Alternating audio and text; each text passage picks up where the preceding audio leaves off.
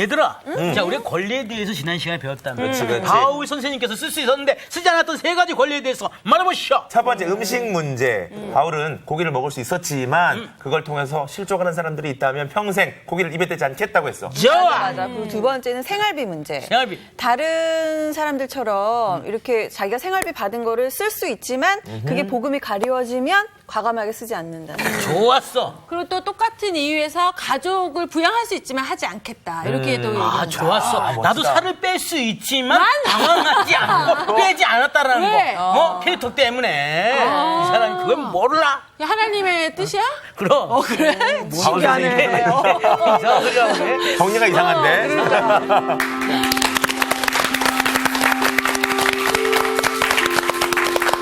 안녕하셨어요. 안녕하세요.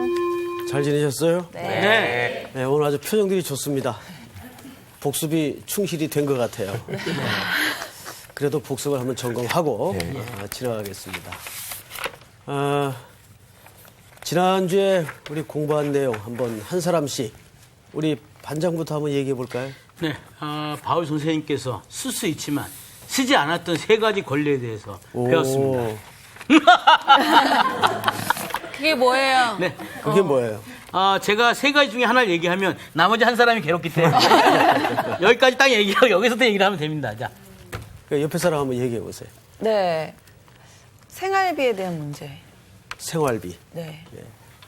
보통 이제 요즘은 사례라고 네, 사례비. 그랬죠. 그 문제가 어떻게 됐었죠, 지난주? 그게 이제요. 인제 이렇게 됐어요. 그게 이제 다른 뭐 목회자들처럼 그 생활비 받은 것을 사용을 할 수는 있지만 그게 어떤 복음의 걸림돌이고 누군가가 봤을 때 그것이 이제 조금 걸림돌이 된다면 이제 그것들을 사용하지 않는. 조금 우리 더 깊게 들어가서 우리가 알아도 정확히 알아야 되니까. 네. 왜 걸림돌이 된다고 생각을 했을까요? 바울이? 분명 생활비를 받을 수 있죠. 네. 근데 왜 스스로 그것을 금하고 절제했죠? 어떤 오해의 소지가 있었어요? 그 헌금에 대한 부분이 아니었나요? 헌금. 자칫 잘못하면 복음이라는 그게 이상하게 흘러갈까 봐. 복음이 왜 이상하게 흘러가요? 피해갈 뻔했네요. 거기까지는 생각을 했는데. 자, 지난주 이런 설명을 드렸죠. 당시 그 교회 안에는 또 교회 안에뿐만 아니라 교회 밖에도 거짓 교사들이 온갖 사변과 궤변으로 돌아다니면서 사람들을 가르쳤어요. 그때는 수사학이 제일 각광받고 있는 시대였기 때문에 사람들이 철학을 얘기하고 자기의 논리를 얘기하고 많은 청중을 끌어들이면 돈을. 그 청중의 수만큼 수입이 확보가 되고 하는 일들이 상식적으로 유통되고 있었습니다. 많은 사람들이 사도 바울도 그런 아류 중에 한 사람일 거라고 생각을 했어요. 저 사람 말도 더듬는 사람이, 말도 잘 못하는 사람이 저 사람 자기 생활비 벌려고 그런 거 아닐까? 이렇게 오해 소지가 충분히 있었습니다. 그러면 만약에 그런 오해를 받게 될 경우에 사도 바울이 전하고 가르친 애써 전한 복음이 어떻게 될까요? 이상하게 흘러가죠. 바로 그렇죠. 본질이 흐려지죠. 그 당시 유행하는 하나의 무슨 가르침이나 철학의 한 일부의 내용처럼 취급될 오해 소지가 있었기 때문입니다. 그래서 사도 바울이 나는 이거 내 생계나 밥벌이 때문에 이루고 다니는 거 아니다.를 천명할 뿐 아니라 더 적극적인 개념에서는 내가 전한 이 복음은 이런 세상의 가르침이나 전달의 내용과는 근본적으로 틀리다를 보호하기 위해서. 정확히 알겠죠? 네. 예. 대답은 잘했어요. 근데 이제 우리가 보통 이렇게 이제 이해를 해서 아는 지식과 답을 딱 외워가지고 아는 지식하고 많이 차이가 있어요. 자, 두 번째. 네. 바울은 고기를 먹을 수 있었지만 예. 또 고기를 먹는 것 때문에 실족할 수 있는 사람들이 있다고 하면은 고기 먹는 것을 할 수 있지만 하지 않을 권리를 또 누렸다고 배웠던 것 같습니다. 그렇죠. 네. 그것도 조금 더 깊게 들어가서 여기서 더 깊어야 될까요? 아, 그럼요. 많이 깊어야 돼요. 그때 당시에는 많이 깊어야 그 돼요. 고기가 우상숭배할 때 그렇죠. 먹는 고기였기 때문에 시장에 유통되는 대부분의 고기들이 우상숭배 시에 재단에 드려졌던 제물로서 유통이 되기 때문에 네. 약한 자의 입장에서 저 장로님이 우상숭배에 드려졌던 고기를 먹어 저럴 수가 있나. 약한 자 입장에서 시험이 들 수가 있단 말이에요. 네. 실족을 할 수가 있단 말이에요. 사도 바울은 그것이 우상에 드려졌던 제물이든 아니든 상관이 있어요, 없어요? 없어요. 왜일까요? 그냥 고기니까요. 그렇죠. 음식일 뿐이. 그 음식일 뿐이니까. 예. 그리스도인들에게는 우상이라는 게 안 하죠. 존재하지 않죠. 그러나 우상이라고 생각하는 사람들에겐 그것이 신적인 존재고 우상이란 말이에요. 그래서 그런 약한 자들이 실족하여 넘어질 것을 염려해서 내가 죽을지언정 고기를 먹지 않겠다. 네. 너무 힘들었을 것 같아요. 그렇죠. 그러기가 쉽지 않죠. 쉽지 않죠. 그럼 마지막 세 번째로 뭐였어요? 수혜 학생. 가정을 꾸려서 이렇게 가족을 또 부양하면서 평범한 삶을 살 수 있는데 그러지 않았다는 거죠. 조금 더 정확하게. 조금 더 깊게. 그렇다고 해서 예수를 믿으면 가정을 부양하지 않아도 되고 이런 개념은 아니죠. 아니죠. 예, 네. 그런 말이 아니고 베드로처럼 그 아내를 데리고 다녔던 유일한 인물이 베드로였어요. 베드로처럼 나도 가족을 부양하면서 그렇게 동행시킬 수 있지만 그것도 안 하겠다. 이게 사실 다 같은 개념이에요. 네. 자, 여기에 공통점이 뭘까요? 전부 사도 바울이 왜 그런 자기의 권리를 내려놨을까요? 그 이유를 알아야 돼, 이유. 복음의 방해. 그 복음을 위해서죠. 네. 그래서 오늘 사실은 그 이유를 조금 더 구체적으로 알기 위해서 오늘 9장 마지막 부분의 공부가 이루어지는 거예요. 네. 네. 오랜만에 우리 성사학단 학생들 복습을 오랜만에가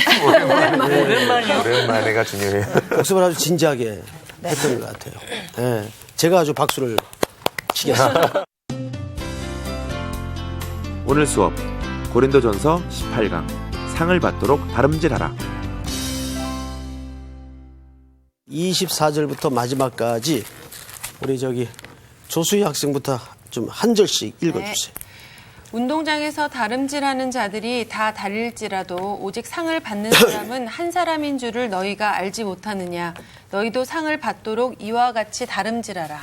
이기기를 다투는 자마다 모든 일에 절제하나니 그들은 썩을 승리자의 관을 얻고자 하되 우리는 썩지 아니할 것을 얻고자 하노라. 그러므로 나는 다름질하기를 향방 없는 것 같이 아니하고 싸우기를 허공을 치는 것 같이 아니하며 내가 내 몸을 쳐 복종하게 함은 내가 남에게 전파한 후에 자신이 도리어 버림을 당할까 두려워함이로다. 네. 오늘 그 내용을 보니까 좀 내용이 재밌겠죠? 네. 예, 상도 나오고 다름질도 나오고. 우리 광호 학생은 학교 다닐 때 네. 혹시 1등에서 받아본 적 있어요? 아무 종목이나. 춤춰서 1등 해가지고 장기자랑에서. 학교 다닐 때? 네. 그런 상도 줘요? 장기자랑 시간 이런 거 있지 않습니까? 장기자랑 시간에. 예. 워낙 또 춤을 잘 추고 은사가 있으니까. 잘 놀아서. 참 하나님이 놀라운 분이신 것이 오묘하시죠. 정말 기적이죠. 이 몸이. 놀라운 분인 것이 만약에 그 춤이 세상적으로 나갔으면 어땠을까? 안 됐죠, 1등이. 끔찍하죠? 네. 끔찍할 거예요. 근데 아주 그 은사를 하나님을 온몸으로 찬양하는 쪽으로 이렇게 쓰이도록 섭리하셨다는 게 우리 광호 학생도 사실은 참 대단하지만 하나님이 놀라우신 분이에요. 그 1등 받을 때 기분 어때요? 너무 좋았죠. 1등 되고 나서 매니저분들한테 명함도 받았어요. 가수 해보라고. 오, 그래요? 춤을 잘 췄는데 그게 왜 뭐 가수를 해보라고. 그게 반에서 댄스 경연대회였거든요. 반에서 개별 시합이었습니까? 반별 시합이었습니까? 반별 시합도 나갔었고요. 댄스 경연대회, 전국 댄스 경연대회 나가서도 상 타고 막 그래서 200만 원 상금 받고 막 그랬었습니다. 오, 다시 보게 되네요. 그동안 어떻게 보셨을까요?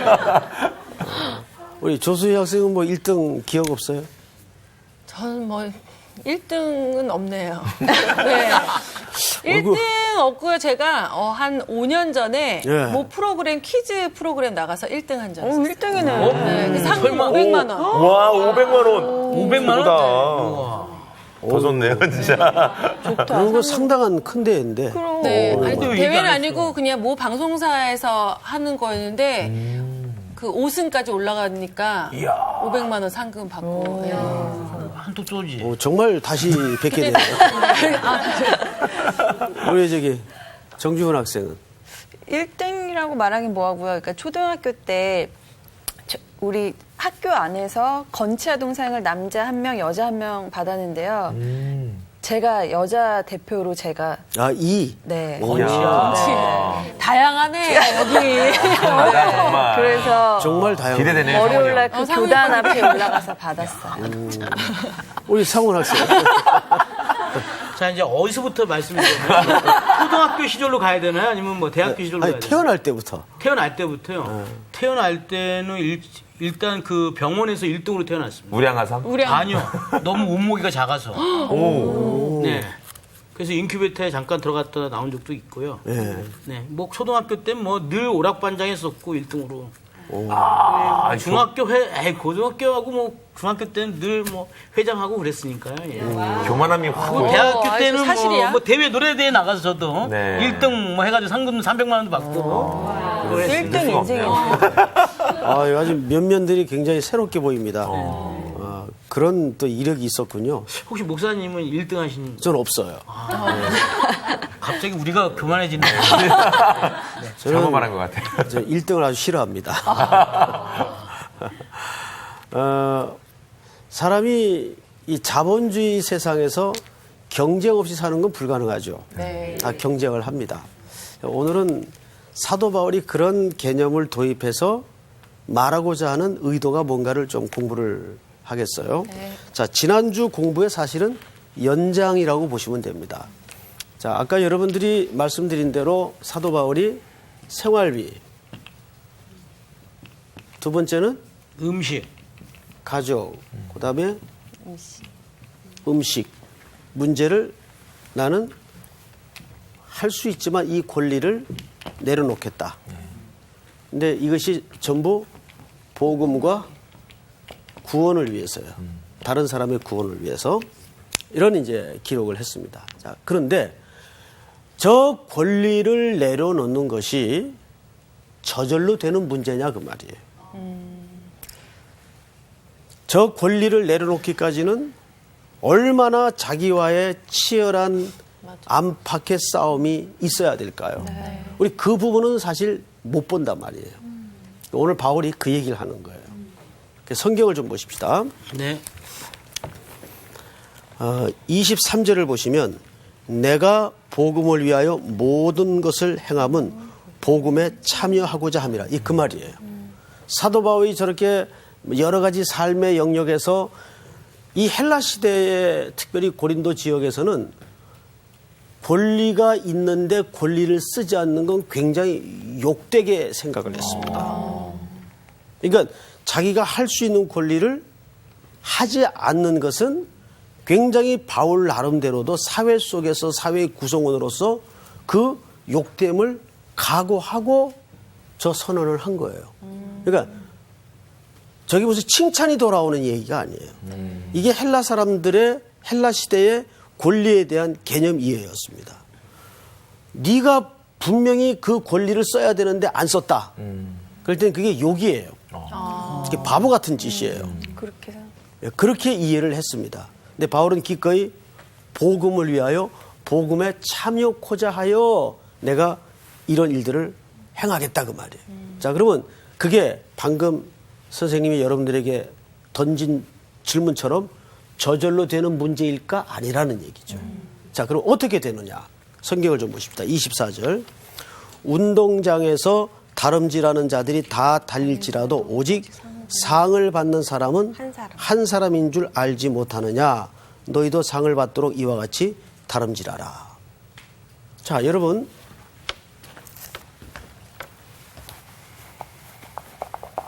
이제 뭐 월드컵이나 올림픽 큰 세계적인 체육대회를 앞두고 선수들이 집단으로 들어가서 훈련하는 데를 뭐라 그러죠? 태릉 선수촌. 네, 태릉 선수촌. 태릉 선수촌 가보셨어요? 네. 언제 가봤어요? 잠깐 문 열어줬을 때 들어가 봤습니다. 간단하네요. 간단하네. 사실이야? 간단하네. 선수들이 없을 때. 선수촌이 어디 있죠? 태릉에. 아, 저 태릉 선수촌. 예. 아침에 안개가 자욱할 때 함성 소리와 구보 소리가 들려요. 그러면 태릉 선수촌에 입소한 국가대표, 우리나라 최고의 건각들이죠. 그 사람들이 그냥 종목별로 뛰어요. 불암산 정상까지. 그러면 창자가 입 밖으로 나왔다 들어갔다 나왔다 들어갔다. 어마어마하게 힘들어요. 아주 반 죽여놓습니다. 그래서 그때 느낀 게, 야, 나라를 대표하는 운동선수들이 저게 그냥 장난으로 되는 게 아니구나. 그 어마어마한 훈련량을 소화해내요. 본 게임에 들어가면 이제 시합을 하죠. 예선을 거치고 본선에 들어가 시합을 해요. 제일 마지막에 1등은 몇 명입니까? 한 명이요. 한 명이죠. 1등은 한 사람에게 줘요. 근데 고대 올림픽, 이 로마 시대에는 요즘 같은 올림픽에 비슷한 대회가 있었어요. 그 대회는 2년마다 열리는데 그 대회 이름이 뭐냐면 이스미안이라는 대회. 이스미안. 이즈미안. 이게 2년마다 열립니다. 뭐 종목도 오늘날처럼 이렇게 다양한 종목이 아니고 주로 이제 격투기와 뭐 레슬링 이런 거, 권투 비슷한 거, 이런 또 달리기. 그 당시 달리기 종목에 요즘은 최단거리 달리기 종목이 몇 미터입니까? 100m요. 100m죠. 쓸데없는 걸 많이 알고 있어요. 아이고야. 이 당시에는 100m 경주가 없었어요. 200m. 요즘 단위로 치자면 이게 제일 짧은 거리였는데 그래서 몇 가지 종목이 오늘처럼 이렇게 다양한 건 아니고 2년마다 이스미안 제전이 열립니다. 근데 이때는 딱 한 명에게만 시상을 해요. 1등에게만. 근데 모든 사람 다 통틀었어요? 요즘은 그럼요. 요즘은 2등, 3등도 메달을 주죠. 색깔만 바꿔서. 근데 원래 올림픽 정식 그 종목 규정에는 순위가 없답니다. 나라별 순위가. 근데 순위 좋아하는 우리나라 사람들이 금메달 순으로 매겨가지고 집계가 나라마다 그래서 기준이 다 틀리대요. 네. 메달을 전체 통계를 내서 점수를 산출하는 나라가 있고 금메달을 우선으로 점수를 산출하는 나라가 있는데 우리나라는 은메달, 동메달 아무리 많아야 뭐가 제일 우선입니까? 금메달 하나가 있습니다. 네. 그것부터 순위를 계산을 하죠. 근데 이제 다른 나라는 메달 전체 집계로 순위를 계산하는 나라도 있어요. 그러니까 올림픽 순위라는 게 나라마다 다 틀려져요. 나중에 끝나고 나면. 왜냐하면 산출 기준 자체가 틀리기 때문에. 근데 원래는 이 고대 시대는 1등 하나밖에 상을 안 줘요. 1등에게 주어지는 관이 있죠. 스테파노스 관. 여기 성경에 보니까 이렇게 돼 있어요. 25절 보세요. 이기기를 다투는 자마다 모든 일에 절제하나니 그들은 썩을 승리자의 관을 얻고자 하되 이 관이라는 말이 스테파노스입니다.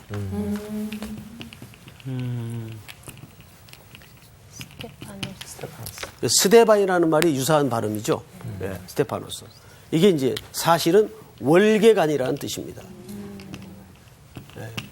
근데 이 월계관은 한 사람에게 주는데 저건 실제 꽃으로 엮어서 머리에 얹어줍니다.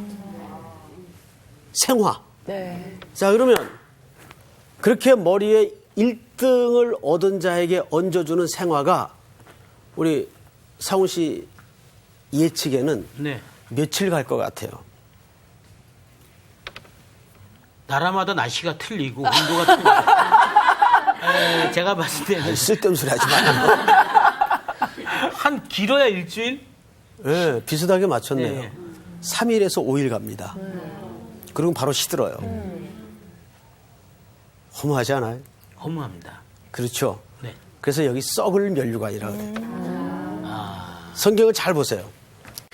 25절 보시면 썩을 승리자의 관을 얻고자 하되 우리는 썩지 아니할 것을 얻고자 하노라. 그렇죠? 네.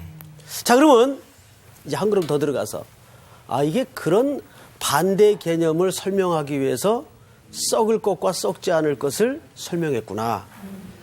이제 알았어요. 두 번째로, 그러면 도대체 여기서 말하는 이 승리의 관은 뭘 얘기하는 걸까? 소위 이제 우리 고지론자들이 있고 반대로 저지론자들이 있죠. 고지론자들의 논리는 뭐예요? 고지론자들은 기독교의 또는 이 사회의 삶의 패턴을 이렇게 이해하는 거죠. 네가 서울대 들어가고 1등에 하나님이 영광 받는다. 네가 돈을 많이 벌어서 네. 재벌이 돼서 다 먹여 살려라. 네. 그러니까 50만 명을 책임져라. 안될것 같습니다. 이런 거죠. 이런 거죠. 그러면 그 사람은 엄청난 경쟁에 이제 돌입해야 됩니다. 1등을 해야 되는 거예요. 1등을. 그래야 하나님이 그 사람을 통해서 영광을 받는 거예요. 이게 소위 이제 뭐 간단히 표현을 하자면 고지론자들의 이론이에요. 근데 저지론은 무슨 뜻일까요? 반대 개념이죠. 우리가 주님의 십자가의 죽음의 의미처럼 이 땅에 고아와 과부와 나그네를 대접하고 이 땅에 눈물 짓는 인생들을 향해서 우리의 삶을 흘려보내고 저지대로 내려가자는 논리예요. 이 고지론과 저지론은 그래서 곳곳마다 충돌을 해요. 뭐가 정말 성경의 가르침이냐? 딱히 구분을 하자면 성경은 조심스럽지만 고지론을 말하지 않습니다. 네. 이걸 주장한다면 가장 걸리는 대목이 십자가의 사건이에요. 예수님의 삶의 문제예요. 만약에 성경이 고지론을 주장하는 책이라면 예수님이 로마의 황제가 되었겠죠. 안 그러겠어요? 그렇죠. 그 당시 가장 저주와 모욕의 대상인 십자가. 욕에 가까운 십자가에 죽을 이유가 없죠. 근데 기꺼이 그 길을 택하셨어요. 가장 확실한 것은 영광의 보좌를 내려놓고 이 땅에 모든 거룩을 부수어뜨리고 죄인의 몸을 입고 이 땅에 오신 사건이에요. 그러니까 성경은 고지론을 얘기할까요? 저지론을 얘기할까요? 저지론. 저지로. 저지론자 책입니다. 그러면 도대체 이 본문은 어떻게 된 거예요? 1등 하라고 하지, 1등. 이거는 세상에서 1등이 아니고 나중에 하늘나라 그 문 앞에서. 하늘나라 문 앞에서. 어여와. 아주 애매한 화법으로. 영안으로 봐야 된다는 얘기죠. 우리 저기 네 분의 학생의 이야기를 좀 이 문제에 대해서 좀 다 들어볼 필요가 있어요. 그동안 성서학당의 공부를 통해서 어떤 내면의 신앙세계가 정리가 되어 있는가를 이 본문을 통해서 좀 확인을 해볼 필요가 있는데 우리 상훈 학생부터 한번 얘기 좀 해보세요.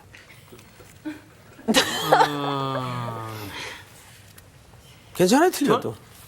편하게 얘기하세요. 저는 이제 그 어떤 그 사회적이나 어떤 그런 정치적이나 경제적인 그 시각으로 바라보면 안 된다고 생각이 들고요. 네. 복음을 전하는 데 있어서는 어떤 그런 어떤 1등을 할 마음으로 예수님에게 예수님의 이름을 전파하기 위해서 그 어떤 그 마음을 갖고 달려가서 그 1등 할 마음을 갖고 어떻게 움직이라 이런 느낌인 것 같습니다. 자, 네 사람 얘기를 마저 듣고 한번 종합해 봅시다. 네. 예, 우리 주은 씨. 네, 그러니까 이게 그 저지론 예수님이 그 저지론자들의 그 어떤 그런 삶을 사셨잖아요. 네. 그렇듯이 우리도 그런 십자가의 십자가를 지고 사는 삶을 살면서 그게 어떤 정말 그 멋있는 그런 그 월계관이 아니고 그런 어떤 가시면류관일지라도 그게 이제 그런 삶을 살아가는 어떤 그런 게 아닐까. 좋아요, 좋아요. 그다음 우리 광우 학생. 근데 저는 절제하나니라는 대목으로 봤을 때 저지론적인 관점에서 이게 이 절제라는 개념이 이제 어떤 형상적인 문제보다는 인간적인 문제가 더 있지 않나 하는 생각을 해봤습니다. 그러니까 우리가 절제해야 될 대상이 절제를 해서 얻게 되는 승리의 대상이 어떤 환경이라든지 물질이라든지 상황이 아니라 오히려 사람에 대한 관점이 아닌가. 그러니까 내가 좋은 사람이 돼서 좋은 사람을 얻게 되기 위해서는 나를 스스로 절제하고 계속적으로 십자가로 나를 더 낮춰야 되는 삶을 사는 것이 진정한 면류관이다. 뭐 이런 의미로 생각해봤습니다. 우리 수양 학생. 네. 뭐 비슷한 것 같은데요. 그냥 저는 이제 세상 사람들은 세상에 보이는 명예나 뭐 그런 권력을 향해서 정말 1등이 되기 위해서 죽을 힘을 다해서 달리잖아요. 그것처럼 우리는 이제 바라보는 대상이 세상이 아니라 정말 하나님을 향해서 예수님과 같은 그런 삶을 살기 위해서 우리가 복음을 위해서라면 정말 세상 사람들이 그 뭔가 권력과 명예를 위해서 죽을 힘을 다해서 뛰는 것처럼 우리도 그렇게 복음을 위해서 죽을 힘을 다해서 뛰어야 된다 이렇게. 예. 나 목이 메요. 네. 제 그 좌우명 중에 하나가 덧붙이지 마. 그러니까 제 좌우명 중에 잘했는데도. 하나가 최고의 분께 최선을 다하자가 제 좌우명이거든요. 어떤 최고는 우리 하나님이시니까 하나님을 위해서 최선을 다하는 게 곧 1등이 아닐까라는 생각합니다. 그래서 이렇게 나한테 대충 했군요. 농담입니다. 아이고 빼. 까르르. 자, 보세요. 제가 여러분들한테 무슨 답을 얻고자 질문했던 건 아닙니다. 왜냐하면 이 프로그램을 보고 있는 시청자들도 사실은 여러분들하고 별반 다를 바 없는 비슷한 의문과 비슷한 답들을 갖고 있어요. 그래서 그것을 공감하지 않은 취지에서 질문을 한 거지. 근데 별 기대 없이 질문을 했지만 놀랍게도 우리 장광호 학생하고 수희 학생이 그 답 두 사람의 대답을 합하면 정확한 대답을 했어요. 굉장히 정확한 대답을 했어요. 아까 제가 수업을 끌고 가면서 도입 부분에 지난주 시간 복습을 유난히 써가면서 강조를 했죠. 네. 권리를 어떻게 했다고요? 포기했어요. 포기했어요. 포기가 저절로 되냐 그 말이에요. 저절로 되는 거 아니죠. 그 포기를 하려면 반드시 따라오는 게 뭐예요? 절제가 따라온단 말이에요. 바로 여기 1등과 상을 강조한 것은 뭐냐면 운동선수들이 그 1등의 월계관을 잠깐 썩어질 것을 머리에 한 3, 4일 영광스럽게 얹으려고 몇 년을 땀 흘리고 뛰어요. 응? 운동선수들이. 근데 우리는 영원한 스테파노스를 머리에 쓸 거란 말이에요. 그러기 위해서는 우리가 그 고을 지점에 도달할 때까지 우리 전체 인생 속에 뭐가 있어야 될까요? 절제. 그 절제는 우리 의의를 북돋우는 그런 절제의 개념과는 차원이 틀린 절제란 말이에요. 이해가 돼요? 네. 자기가 말했잖아요.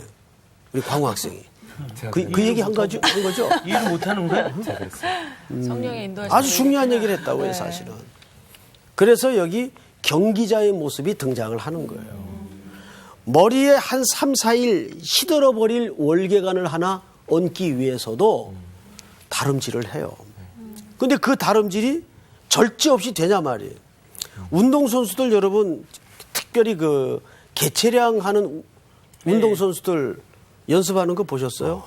1g, 2g 가지고 맞아. 목숨을 걸어요.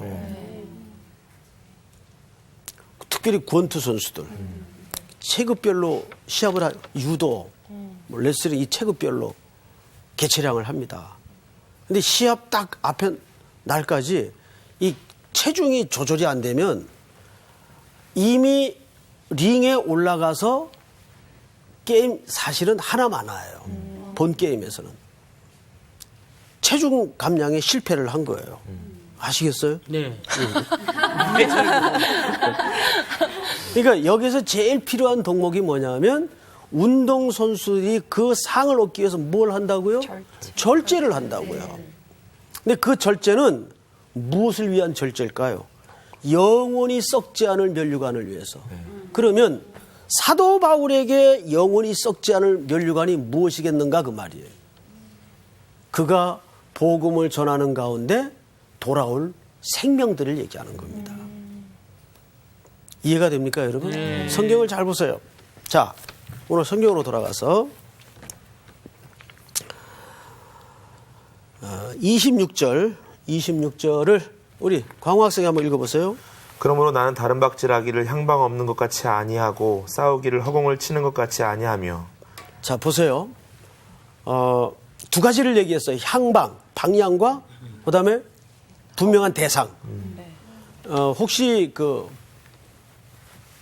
복싱 요즘 그 여성분들도 복싱을 많이 하더군요. 근데 연습을 할 때 보면 재밌는 게 이제 코치가 미트를 가지고 이렇게 받아주는 이제 이렇게. 것도 있지만은 코치가 선수 수만큼은 안 되잖아요. 네. 그러니까 거의 나머지 선수들은 그냥 허공을 쳐요. 허공을 쳐요. 대상이 없어요. 그냥 치는 거예요. 또 섀도우 복싱이라 그러지. 섀도우 복싱. 예. 그러니까 여기서 허공을 치는 것 같이라는 말은 목적 대상 없이 다름질할 수 있다 그 말이에요. 또 하나는 뭐예요? 그 앞에 향방 없는 것 같이 아니하고. 그러니까 두 가지를 얘기했어요. 우리가 인생이라는 경주하는데 제일 먼저 중요한 게 뭐예요? 방향이에요. 그 다음에 중요한 게 대상이죠. 사도 바울은 어느 방향과 누구를 대상으로 사는 거예요? 그리스도라는 방향과 구원받을 사람들. 영혼들을 위해서 자기를 어떻게 했는가 한번 보세요. 마지막 절. 우리 저기 조수희 학생 한번 읽어보세요. 내가 내 몸을 쳐 복종하게 함은 내가 남에게 전파한 후에 자신이 도리어 버림을 당할까 두려워함이로다. 그리고 또 어디를 읽냐 하면 정주은 학생은 네. 25절을 다시 한번 읽어보세요. 네.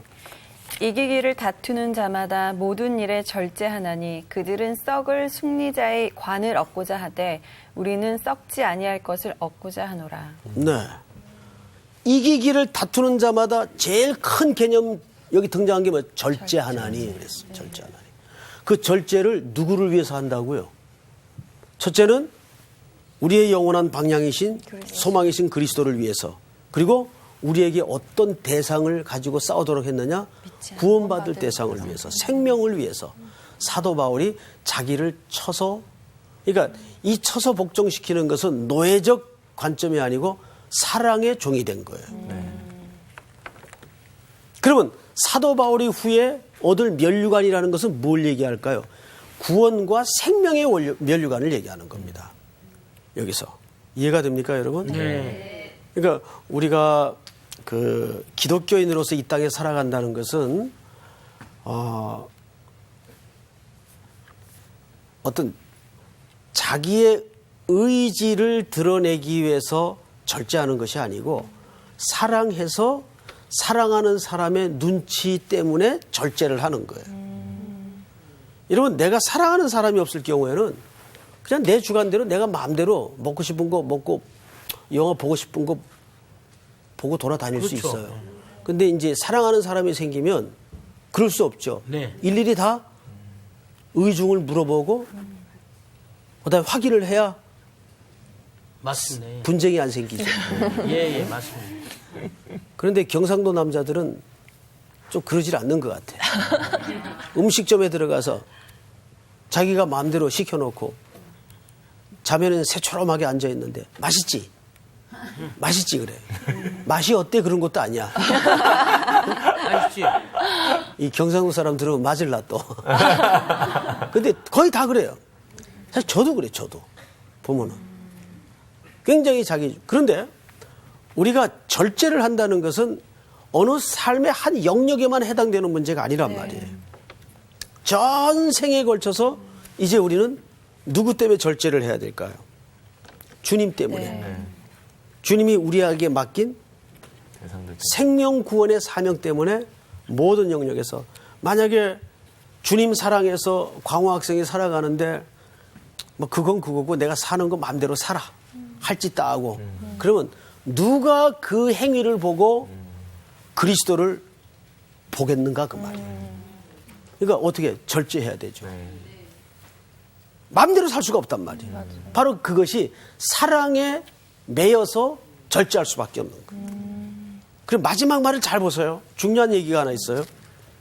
마지막 말을 보시면 내가 남에게 전파한 후에 자신이 도리어 버림을 당할까 두려워함이라. 이건 그 복음의 매개체가 될 사도 바울의 자기의 일생을 놓고 하는 얘기예요. 내가 만약에 그런 절제의 삶이 없다면 나도 버림을 당할까 두려워한다. 이걸 또 이렇게 오해해서는 안 돼. 그러면 한번 구원받은 걸로 되는 게 아니구나. 취소될 수도 있구나. 그 얘기일까요? 아니요. 그 얘기가 아니죠. 이거는 조금 수사적 표현이에요. 자, 그런데 우리 마지막으로 야고보서 2장을 한번 쳐다볼까요?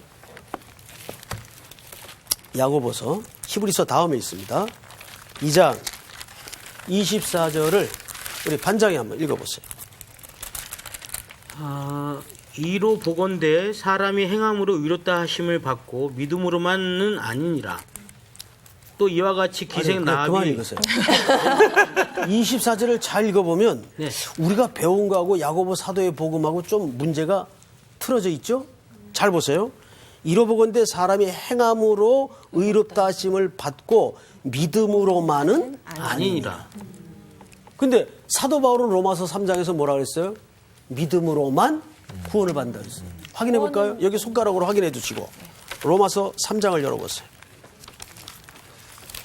로마서 3장. 자, 우리 정중훈 학생이 찾아서 3장 몇 절을 보시냐면 28절. 그러므로 사람이 의롭다 하심을 얻는 것은 율법의 행위에 있지 않고 믿음으로 되는 줄 우리가 인정하노라. 자, 야고보의 복음하고 바울의 복음은 다른 복음입니까? 근데 바울은 믿음으로 된다 그러고 네. 야고보는 믿음으로만 되는 건 아니니라. 자, 이 문제 어떻게 하면 좋을까요? 다수결로 결정할까요? 네? 자, 선생님이 정리를 하겠습니다. 사도 바울의 그 마지막 얘기는 이제 학자마다 이 부분에 대해서 또 논란이 있는데, 자, 보세요. 이제 땅이에요. 땅에 씨를 심었어요. 씨를 심었어요. 그러면 씨를 심은 후에 농사가 여기에 물을 주고 비료를 주고 경작을 하겠죠. 그러면 이 씨가 제대로 살아있는 씨 같으면 뭐가 올라올까요? 시간이 되면 싹이 올라오고 줄기가 생기고 가지가 뻗고 뭐가 맺혀져요? 열매. 이게 살아있는 씨라는 게 증거죠. 그러니까 사도 바울은 이 부분을 얘기한 거예요. 근데 야고보는 여기를 얘기한 거예요. 각각 다른 부분을 강조한 거지 이건 서로 상충되거나 틀린 말이 아니란 말이에요. 그러니까 온전한 믿음은 그게 제대로 되고 살아있는 복음의 씨를 통해서 마음에 던져진 믿음이라면 반드시 그 믿음은 살아서 역사한다 그 말이에요. 열매로 나타날 수밖에 없다 그 말이에요. 아시겠어요? 네. 그러니까 야고보 2장 24절의 말씀과 로마서 3장의 말씀은 반대의 말이 아니라 하나의 이야기를 각각 다른 부분을 얘기한 거란 말이죠. 믿습니까? 자, 결론입니다. 결론. 우리는 한 가지만 생각해서 오늘 문제가 사실은 좀 쉬운 문제가 아니었어요. 그런데 워낙 수업을 진행을 잘 따라주셔서 고마운데 사도 바울이 1등 하라는데 초점이 있었던 것이 아니고 1등을 하고자 하는 자도 뭘 한다고요? 절제를 한다고요. 근데 그 절제는 주님의 사랑의 메인 절제였어요. 그리고 그 절제의 목적은 생명 구원에 있었다고 말이에요. 그것이 지난주 권리라는 주제와 오늘 절제라는 주제가 사실 그렇게 맞물려진 겁니다. 또 한 주간도 우리가 사랑의 종이 되어서 향방 없이 허공을 치는 것 같은 삶이 아니라 그리스도를 방향으로 생명 구원에 여러분들의 삶을 진지하게 보여주고 보여지는 은혜가 있기를 축복합니다. 네. 자, 오늘 공부는 끝. 감사합니다.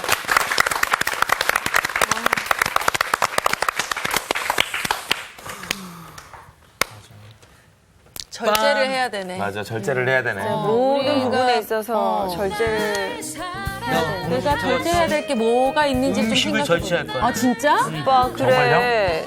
얼만큼? 지금 방송이 예. 오죠? 시한 날만큼. 쬐끔. 근데 그 절제가 그 구원에 대한 절제였으면 참 좋겠다, 그렇지? 영혼 구원을 위해. 그러니까 그래. 영혼 구원을 위한 절제를 해봐봐. 아니 근데 분위기가 굉장히 아니 왜? 이번 주 퀴즈입니다. 바울이 유대인들에게 유대인과 같이 된 것은 누구를 얻기 위함이라고 하였나요?